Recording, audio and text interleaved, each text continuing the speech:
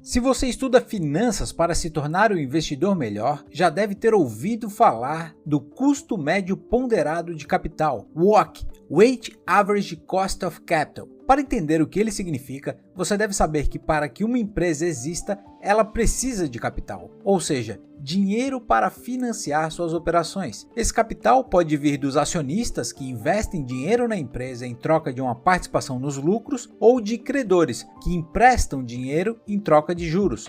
Cada um deles espera receber algo da empresa em troca do dinheiro fornecido para financiar as suas operações. O que o custo médio ponderado de capital faz é combinar o custo do capital próprio, o dinheiro dos acionistas, com o custo do capital de terceiros, os empréstimos, em uma única taxa. Uma vez calculada a taxa, você deve comparar com o retorno que a empresa gera. Obviamente, o retorno gerado pela empresa tem que ser maior do que o custo médio ponderado de capital que ela paga. Os livros de finanças apresentam a seguinte fórmula para calcular o custo médio ponderado de capital. Na fórmula, D representa o total de dívidas e E representa o total de capital próprio, equity. Veja que ela é dividida em duas partes. Na primeira parte, nós calculamos o custo da dívida e na segunda parte, o custo do capital próprio. A primeira fração representa a proporção da dívida em relação ao capital total utilizado. Isso será multiplicado pelo custo da dívida, ou seja, a taxa de juros paga pelos empréstimos, ajustada pelo benefício fiscal que a dívida traz no resultado. Os juros pagos no meu empréstimo são deduzidos do meu lucro e eu pago menos imposto de renda. Segundo a teoria, esse é o custo do capital de terceiros, que será somado ao custo do capital próprio para acharmos o custo médio de capital. E é nessa parte que essa fórmula começa a se afastar da realidade. Você deve multiplicar o percentual do capital próprio por uma taxa livre de risco, normalmente considera-se títulos de longo prazo emitidos pelo governo, beta, que é uma medida de risco que indica o quanto a ação é sensível ao movimento dos mercados, vezes um prêmio de risco, que é o retorno adicional que o investidor espera ganhar ao invés de investir em títulos livres de risco. Agora, vamos entender nesse vídeo a visão de Warren Buffett e Charlie Munger sobre toda essa teoria e o custo de capital. Cost of capital first. Obviously, considerations of cost are important in business. And obviously, opportunity costs, which is a doctrine of economics, really a doctrine of lifesmanship, are also very important. And we've always had that kind of basic thinking. Of course, capital isn't free. And of course, you can figure cost of capital when you're borrowing money, or at least you can figure cost of loans. But the theorists had to develop some theory for what equity cost.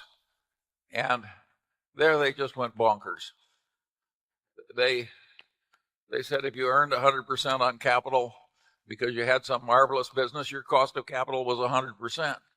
And therefore you shouldn't look at any opportunity that delivered a lousy 80%. That is the kind of thinking which came out of the capital assets pricing models and so forth that I've always considered inanity. What is Berkshire's cost of capital? We have this damn capital. It just keeps multiplying and multiplying. What is its cost? You have perfectly good old-fashioned doctrines like opportunity cost. You know, at any given time when we consider an investment, we have to compare it to the best alternative investment we have at that time.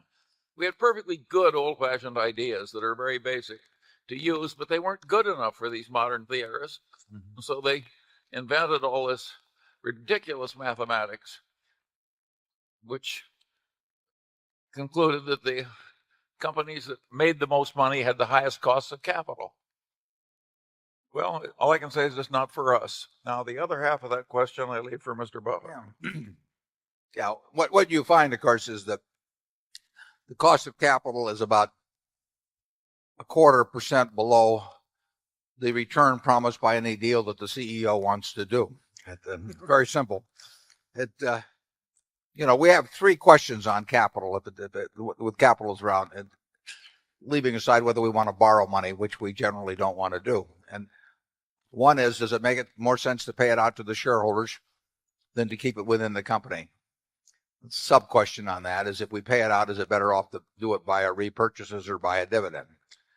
The test for whether we pay it out in dividends is, can we create more than $1 of value within the company with that dollar than paying it out? And you never know the answer to that, but so far the answer is, judged by results, is yes, we can. And we think that prospectively we can, but that's a hope on our part, and it's justified to some extent by past history, but it's not a certainty. Once we cross that threshold, then do we repurchase stock? Well, obviously, if you can buy your stock at a significant discount from conservatively calculated intrinsic value, and you can buy it in reasonable quantity, that's a use for capital. Beyond that, then the question becomes, if you have the capital, you think you can create more than $1, how do you create the most with the least risk? And that gets to business risk. It doesn't get to any calculation of the volatility. I don't know the risk in See's Candy is measured by its stock volatility, because the stock hasn't been outstanding since 1972. Does that mean I can't determine how risky a business See's is because we don't have a daily quote on it? No, I can determine it by looking at the business and the competitive environment in which it operates and so on. So once we cross the threshold of deciding that we can deploy capital so as to create more than $1 of present value for every dollar retained, then it's just a question of doing the most intelligent thing that you can find. And that is, the cost of every deal we do is measured by the second best deal that's around at a given time, including doing more of some of the things we're already in.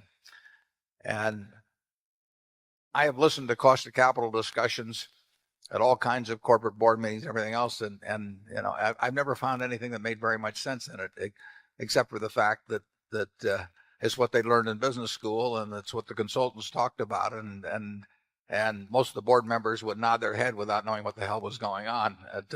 And that's been my history with the cost of capital. The current freshman economics text, which is sweeping the country, has right in practically the first page, and it says all intelligent people should think primarily in terms of opportunity cost. And that's obviously correct. But it's very hard to teach business based on opportunity cost. It's much easier to teach the capital assets pricing model, where you can just punch in numbers and out come numbers. And therefore, people teach what is easy to teach instead of what is correct to teach. It reminds me of Einstein's famous saying. He says, everything should be made as simple as possible, but no more simple. Write that down.